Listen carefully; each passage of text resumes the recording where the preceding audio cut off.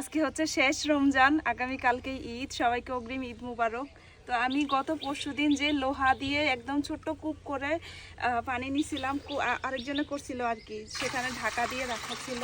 তো সেটা থেকে পানি নিছি, যে ওইখানে বেশিরভাগ আপু ভাইয়াদের কমেন্ট ছিল ওই পানিটা হয়তো নিরাপদ না আপু, আগে যেভাবে পানি নিতেন, মানে আগে যেভাবে আমরা পাথর থেকে নিতাম সেটাই নিরাপদ। তো আসলে আমার কাছেও মনে হয়েছে ওইটা আসলে ভালো না, কারণ ওইটা লোহার ছিল, তো লোহা থেকে মরিচা ধরে পানিটা আসলে কেমন যেন ঘরে নেওয়ার পর একটু লালসে একটা স্বর পড়ে, আর খেতেও তেমন একটা এইটার মতো মানে একটা তৃপ্তি নাই। তো আজকে এখান থেকে নিচ্ছি। আর বিশ্বাস করেন আপনারা, মানে অনেকক্ষণ ধরে ঘুরতেছি, আমি প্রায় 1 ঘন্টা হয়ে গেছে ঘুরতেছি, কোথাও সিরিয়াল পাচ্ছি না। ফাইনালি লাস্টে এখানেও এক নানি পানি নিয়ে এখন ঘরে গেছে, ওনার বালতি একটা রেখে গেছে, আরেকটা তাও খালি। ওনারা বলছি নানি আমি নিয়ে যাই, আজান দিয়ে দিছে অলরেডি, আজকে শুক্রবার, আমার তাড়াতাড়ি লাগবে, আমার শুধু 1 কলস লাগবে, আমার একটু জায়গা দেন। তারপরে নানি জায়গা দিল, ওনার পানি নিয়ে এখন হচ্ছে আমি আমার কলস ভরাচ্ছি, পাশাপাশি আপনাদের সাথে শেয়ার করতেছি। এই তো অগ্রিম ঈদ মোবারক সবাইকে। আমাদের এই কষ্ট আসলে শেষ হবে না। এত লম্বা সিরিয়াল হওয়ার কারণ হচ্ছে যাদের বাড়িতে কল আছে তারাও না কূপের পানি নিচ্ছে, কারণ কলে পানি উঠে না। এই বছরও সরকার অনেক কল দিছে, বিভিন্ন জায়গায় বিভিন্ন এলাকায় বাড়ি বাড়ি অনেক কল দিছে, কিন্তু এই চৈত্র বৈশাখ মাস আসলেই শেষ, কলে আর পানি পাওয়া যায় না। আমাদের বাড়িতে তো পানির লাইন আছে বলতে, যারা একদম ব্যয়বহুল খরচ করে, অনেক টাকা খরচ করে নিচে করে সাবমার্সিবল বসায় পানি তুলছে, তোলার পরে বাড়ি বাড়ি পাইপ দিয়ে লাইন দিছে, দেওয়ার পর মাসিক একটা বিল নেয়। তো আমরা সেভাবে একটা লাইন রাখছি, ওই লাইন দিয়ে আমরা হচ্ছে খাবারের পানি, গোসলের পানি, কাপড় ধোয়ার পানি সংগ্রহ করি। খাবারের পানি না, খাবারের পানি তো এটা খাই।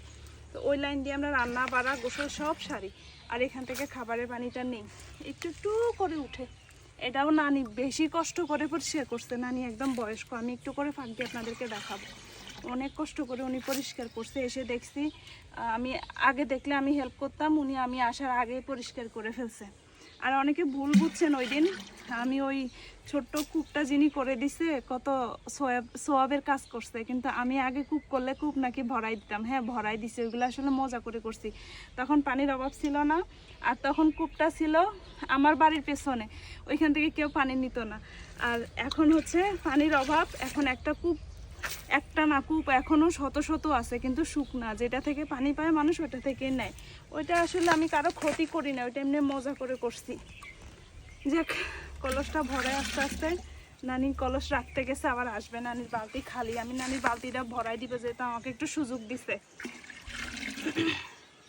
এটাও আজকের বাড়িটাও নানির বাড়ি, ওনার বালতিটা আমি ভরাই দিব, আমার কলসটা ভরাই নেই। বালি উঠে, চারপাশে একদম নিরিবিলি পরিবেশ, মানে ঝিরি এত পরিমাণে শুকাইছে, এত পরিমাণে ঝিরি শুকাইছে, বোঝাই যায় না এটা যে আগে এত পানি ছিল, এখন পানি নাই।